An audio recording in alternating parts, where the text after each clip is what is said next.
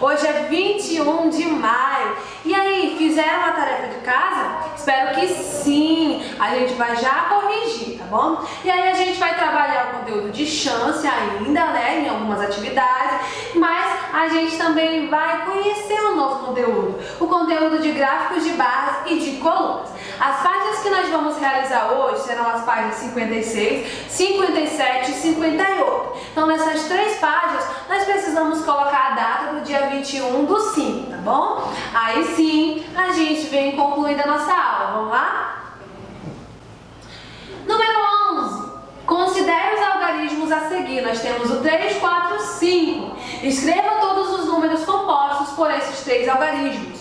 Não é permitido repetir algarismo, tá bom? Então a gente consegue formar aí o 345, 354, 435, 453, 534 e 543. B. Quantos números você formou? Quantos nós formamos? 6. C.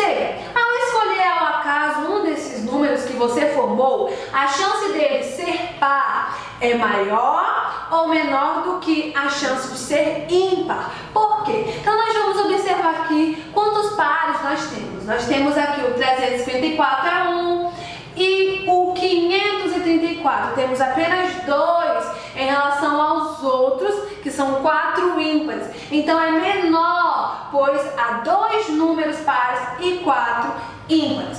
D. Qual é a chance de, escolhido um desses números ao acaso, ele ser par? Então a gente já sabe que temos 2 pares. Quando fala qual é a chance, a gente trabalha com quantidade, tá bom? Então nós temos 2 pares de 6, então é 2 em 6. E ímpares, nós temos 4 ímpares, então é 4 em 6. Aí aqui, maior do que 400. Vamos ver qual seria maior do que 400 aqui. Seria o 435. Seriam esses 4 aqui. Então seria 4 em 6. E menor do que 350, a gente vai ter apenas um, que é o 345. Então é 1 em 6. E qual é a chance de um desses números escolhido ao acaso ser menor do que uma centena? A gente já sabe o que é centena. Uma centena é 100. E aí, qual é a chance? 0, porque não tem nenhum aí que seja menor do que uma centena, tá bom? Pode pausar o vídeo aí para conferir se fizeram certinho. A gente vem na questão 12. Vamos formar anagramas. Aqui a gente tem um exemplo de anagramas, né? Com a palavra amor, a gente forma Omar, Roma e Mora, tá bom? Letra A, recorte as cartas com as letras do material de apoio, troque-as de lugar, de modo a formar todos os anagramas com essas letras. Anote os anagramas formados. Quais anagramas vocês formaram aí? Lua, lau, au, ula e uau. Letra B, quantos anagramas você escreveu? 6 anagramas, né? C, quantos anagramas terminam em vogal? Vamos ver? 1, 2, 3, 4. 4 anagramas. Quantos anagramas terminam em consoante? A gente tem 6 no total e 4 em vogal. Então a gente vai ter 2 anagramas que terminam com consoante. E aí a letra E.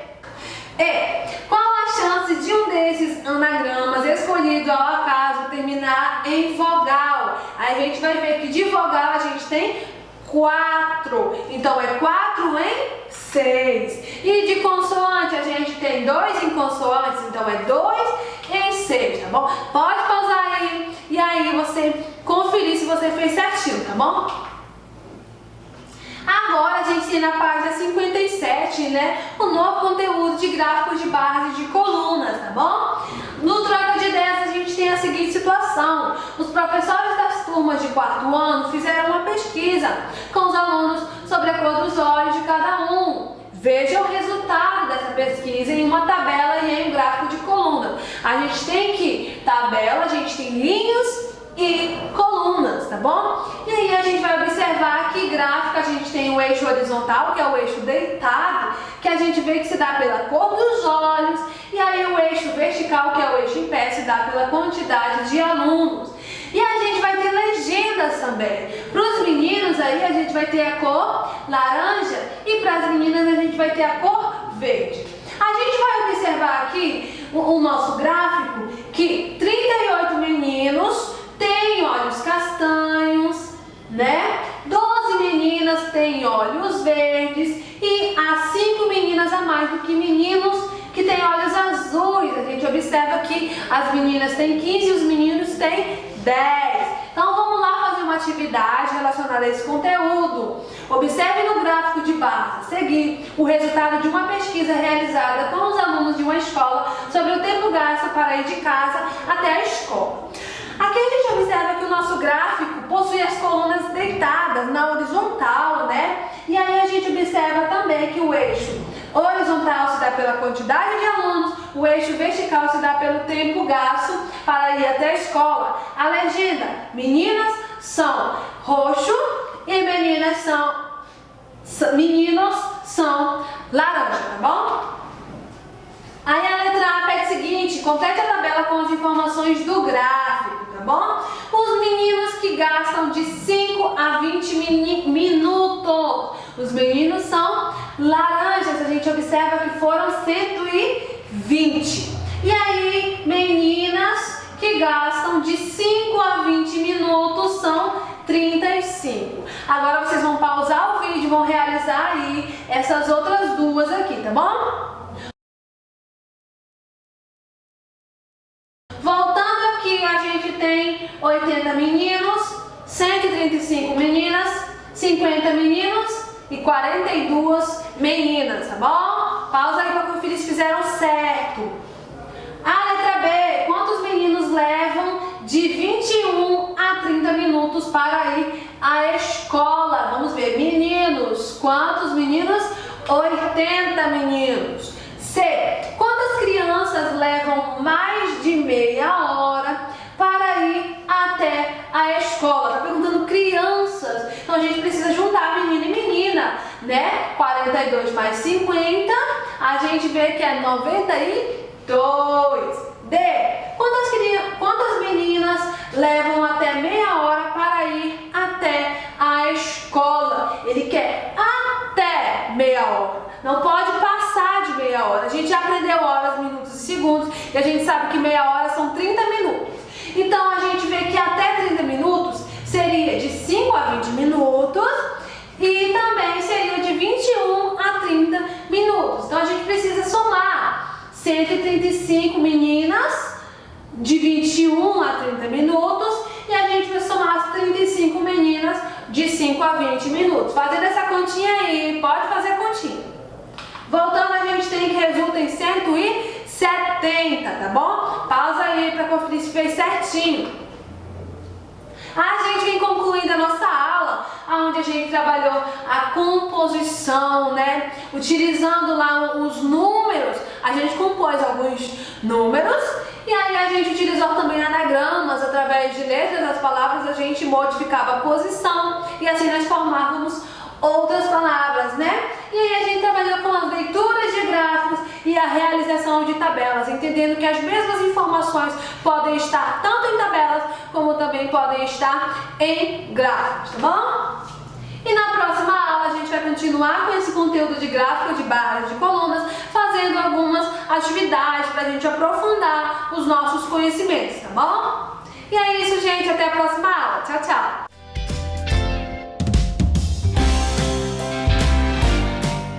Olá, quarto ano, tudo bom com vocês? Vamos seguindo a nossa aula de Geografia de Rondônia. Hoje, né, 21 de 5 de 2020, a gente vai dar continuidade aí aos assuntos de Geografia de Rondônia, sobre o estado visto do espaço e as áreas urbanas e rural do município. Páginas 11 a 15 do livro de Geografia de Rondônia de vocês. Não esqueçam de colocar aí a data de hoje certinho no livro de vocês, ok? Vamos então relembrar aí o que nós vimos, né, durante as nossas aulas. Vou deixar para vocês a correção das páginas 9 e 10. Vocês vão verificar no livro de vocês certinho, ok? Vamos então seguindo aí ao assunto.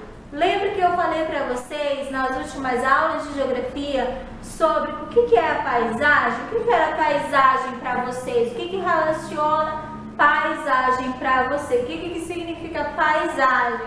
Falei para vocês que paisagem é tudo aquilo que está ao nosso alcance, que nós podemos ver, certo? Em Rondônia, nós temos muitas paisagens. Quando eu falo, se eu perguntar para vocês vão pensar, tem a estrada de ferro, as 3 caixas d'água, são paisagens, o Rio Madeira, mas só isso representa paisagem no nosso estado? Acho que não, muita coisa representa paisagem aí no nosso estado, não é verdade? Coloquei algumas fotos para vocês aí representando o que significa paisagem. O campo é uma paisagem, a estrada é uma paisagem, as rodovias é uma paisagem, né? Tudo isso representa paisagem, certinho? Olha só que lindo, né? São imagens belíssimas do nosso estado. Nós temos que ver o nosso estado do ponto de vista positivo. Qual é a paisagem que eu tenho no lugar onde eu moro, no estado onde eu estou crescendo? Qual é a paisagem? Nós temos que conhecer o nosso estado em si. E com certeza nós temos muitas paisagens bacanas e lindas aí para conhecer. Vamos seguindo aí. Essa imagem eu coloquei para vocês representando o espaço visto de cima. Lembra que eu falei para vocês, né, que as imagens de satélite, elas retiram a fotografia do alto, tiradas de um avião, e aí vai representar, para representar o nosso território, ou seja, vão tirar uma imagem de um local específico. Essa daqui, a imagem, ela vai mostrar a área de Porto Velho. No ponto A, ela vai representar os rios. O ponto B mostra as florestas. No ponto C, a área antropizada, ou seja, o que é a área antropizada, professora? Aquela área que já foi desmatada, ou para quê? Para pastagem, para construção de moradias, ou foi toda ali desmatada, certo? E o ponto D, ela vai representar algumas nuvens, né, que foram capturadas ao longo das imagens. Porque ao longo das imagens de satélite, se, por exemplo, estiver muito nublado, chovendo muito, não vai ficar uma imagem de satélite legal, certo? Nas próximas aulas de Geografia de Rondônia, eu vou trazer um pouquinho mais sobre as imagens de satélite para vocês, ok? E aí, a curiosidade, atualmente os mapas, olha lá, são produzidos com base em fotografias tiradas por uma câmera fixada em um avião. Então, aquilo que eu falei anteriormente para vocês, olha essa imagem aí, é a mesma imagem, olha só como é que ela fica ampliando, né? Bem legal, a área aí antropizada, né? Essa aqui é a imagem de satélite e essa daqui, ó, são as fotografias que são fixadas em um avião, é a mesma imagem, certinho? Vamos seguindo aí com a nossa aula. As áreas urbana e rural dos municípios. Vou pontuar algumas coisas para vocês, como nós podemos caracterizar o nosso meio urbano e o meio rural. Em nosso estado, há um total de 562 mil habitantes, né, segundo o IBGE em 2010, o que corresponde a menos de 1% da população brasileira. Na década de 1950, quando foi feito o nosso primeiro censo, a população ela se concentrava nas áreas de seringais. Por que nas áreas de seringais? É onde era extraído o látex, ou seja, na área rural. Ela estava concentrada na área rural, depois seguindo aí para a cidade. A agropecuária teve grande influência no crescimento das cidades rondonienses. Até hoje, né, nós temos uma grande economia voltada aí para a agropecuária. Nas décadas de 1960 em 1980, houve um aumento no número dos centros urbanos devido às grandes migrações, devido às construções da estrada de ferro, a questão das construções de rodovias, trouxeram muitos imigrantes para o nosso estado, certinho? Como atividade para casa, vai ficar a página 12 e 13 do livro de Geografia de Rondônia para vocês. Nas próximas aulas nós vamos explorar ainda mais esse assunto. Muito obrigada e até a próxima aula.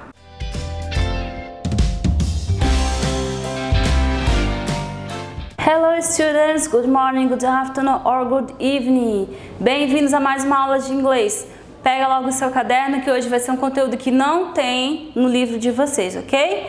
O conteúdo que a teacher vai falar hoje é foods. Pega o seu caderninho então e let's go!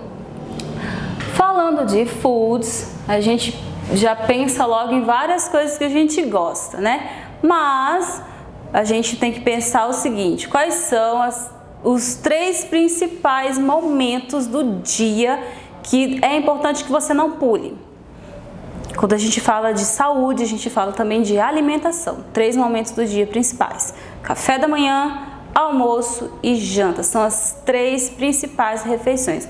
Claro que tem o lanche da tarde, às vezes o lanche aí da manhã, não é verdade? Mas não podemos pular uma refeição dessa, senão a gente pode deixar aí a nossa saúde em risco. E como a gente vai falar sobre algumas foods, eu também trouxe esse vocabulário. Olhando para essa mesa farta, a gente já sabe que se trata de um café da manhã. Café da manhã em inglês é breakfast. Breakfast, essa palavrinha aqui em cima, ó, breakfast, ok? Café da manhã. Esta mesa aqui, né, não deixa de ser farta também, mas já é um tipo de comida diferenciada, uma comida mais pesada, que é lunch. Tem gente que lê essa palavra aqui e acha que é lanche. Lanche. Não, lunch é almoço em inglês, tá bom? Não confunda, essa palavra é almoço, lunch. Trouxe até aqui, tem um frango assado, e tem salada aqui no canto, tá bom? Então essa refeição não tem como ser lanche mesmo, tá? Não, ninguém lancha isso daí não. Trouxe uma imagem bem legal pra gente identificar que isso é um almoço. E eu tenho também dinner. Trouxe aí uma imagem, uma família tendo uma refeição à noite. A gente sabe que refeição à noite é o jantar. Dinner. Aí vai variar, né, gente? Tem gente que janta pizza, às vezes sopa, que é sopa, ou outros tipos de comida. Vai variar da família, da cultura, do costume de cada um. Por isso que eu nem me preocupei muito com o que teria aqui nesta mesa oferecendo de jantar, e sim mais com a imagem que traz aqui, dá pra ver, né, o céu escuro, que é noite, para vocês identificarem que refeição à noite é dinner, que é a janta ou jantar. Revisado aí os 3 momentos lindos do dia, a gente também tem as comidas. Então let's go, vamos revisar ali o primeiro: milk, bacon and eggs, porque quando a gente estuda língua inglesa, querendo ou não, a gente acaba trazendo um pouco de cultura americana, e eles têm essas comidas aqui no café da manhã deles, costumam comer fritura, bacon and eggs. Aqui eu acredito que seja mais eggs, ou às vezes até coloca cheese, que é o queijo, né?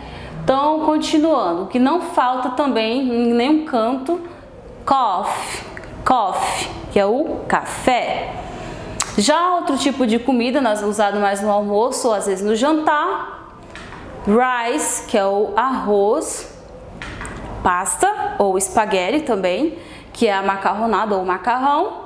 Tem salad, que é a salada, juice, que é o suco. No caso ali eu botei o exemplo orange juice, mas se fosse outro sabor de suco, o sabor viria antes da palavra juice. Chicken, que é a galinha. Beans, feijão. Bread, que é o pão. Já mencionei o cheese, bastante consumido aqui, né? E ham, que é o presunto, ok? Atividade, então, pega o seu caderno, coloca o cabeçalho de hoje, o nome da teacher, escreva activity e o enunciado diz o seguinte: enumere de acordo com as imagens. Teacher, eu vou precisar desenhar essas comidas? Não. O que você vai fazer? Você vai observar essas imagens para poder responder isso daqui. Ou seja, a parte que você vai copiar no seu caderno é essa daqui. Você vai copiar, na verdade, o cabeçalho, essa parte azul todinha, e essa parte aqui. Você vai puxar aqui 3 linhas, vai escrever chicken, ham, cheese, puxa mais 3, pasta, rice and salad. E não esquece de colocar parêntese. O que é que vai dentro desse parêntese? Você vai responder isso com os números. Para cada imagem não tem um número. Então você vai identificar e colocar agora os números aqui. Então dá um pause, copia essas linhas aqui com os parênteses no seu caderno, dá uma olhadinha nas imagens para poder enumerar tudo certinho de acordo com o nome das imagens, beleza? Responde que a teacher já vem corrigir.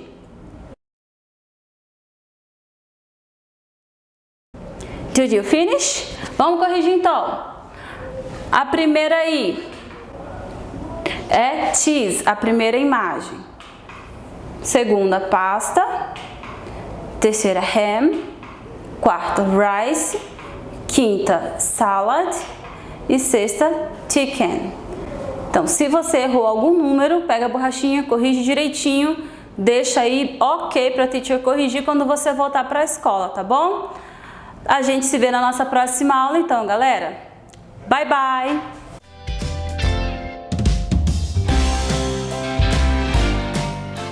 Olá, quarto ano, tudo bom com vocês?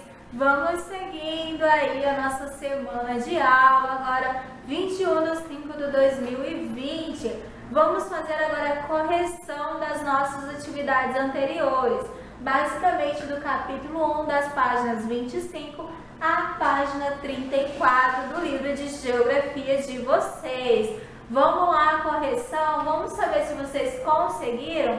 Bom, isso daí foi o que nós vimos durante as nossas aulas anteriores, sobre os elementos de um mapa, o que compõe o mapa, não é verdade? Seguindo aí, que existem, né, vários tipos de mapa, existem planta, nós podemos representar os mapas planta, maquete, globo terrestre, o mapa tátil, são elementos que podem representar aí o mapa, certo? O mundo é um gato brincando com a Austrália. Eu coloquei isso aí pra vocês. Tem muita gente que não consegue observar isso daí no mapa, num planisfério. Vocês conseguem observar isso dentro de um planisfério, né? O gato brincando aí com a Austrália. Observem aí, pega o planisfério no livro de vocês, no atlas de vocês e observa esse desenho aí. Vamos seguindo então. Algumas características dos elementos, né, de um mapa que eu coloquei para vocês. O que não pode faltar dentro de um mapa? Título, fonte, orientação, o que mais? Projeção, são elementos que não podem faltar dentro de um mapa. Vamos então aí à nossa correção. Olha só, observe o mapa, logo em seguida responda as questões. O mapa lá, qual é o título do mapa? Brasil, grandes regiões, esse é o título do mapa. O que a legenda mostra? O que a legenda vai mostrar lá? Ela vai mostrar, ela vai apresentar para vocês, na verdade, regiões e os limites dos países, não é verdade? Qual é a orientação desse mapa? A orientação do mapa, basicamente, ela é composta pela rosa dos ventos, certo? A rosa dos ventos vai mostrar a localização certinha, mas esse mapa aí, ele vai apresentar apenas o ponto norte da rosa dos ventos, apenas o ponto norte da rosa dos ventos. Qual aí a fonte, né, do mapa? Qual a fonte? Ou seja, de onde foram tirados, né, os dados para sua elaboração? Brasil, grandes regiões, do site IBGE. Então, bem do ladinho do mapa, eu coloquei lá a fonte do mapa, certo?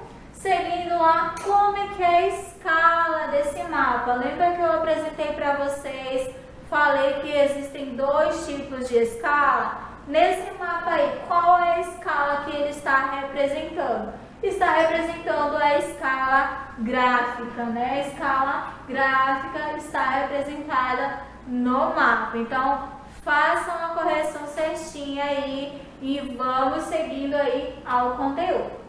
Sobre organização político-administrativa. A organização político-administrativa é a divisão da sociedade política, na verdade, social do nosso país. Vamos lá.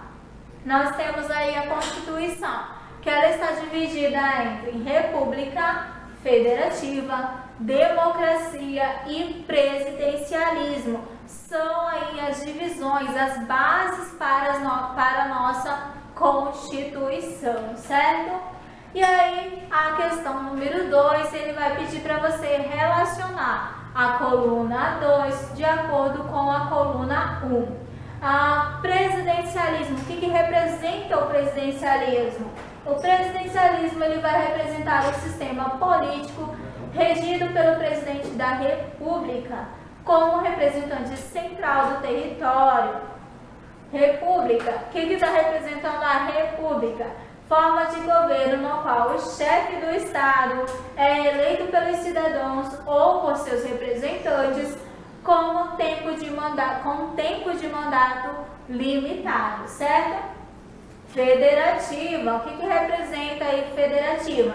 Sistema de governo de vários estados em uma só nação e preserva a autonomia de cada uma das unidades político-administrativa. Expliquei para vocês o que representa essas questões nas aulas anteriores, não é verdade? E a última, a democracia, que é o sistema político que, representando pelo conjunto de decisões emanadas pelo povo. Um exemplo é o que as eleições, certo? Democracia está representado dentro dessas questões aí. Então vai ficando para vocês aí toda essa correção. Verifiquem no livro, no caderno de vocês. Todas essas questões estão lá. Nas próximas aulas a gente vai seguir com esse conteúdo. Muito obrigada e até a próxima aula.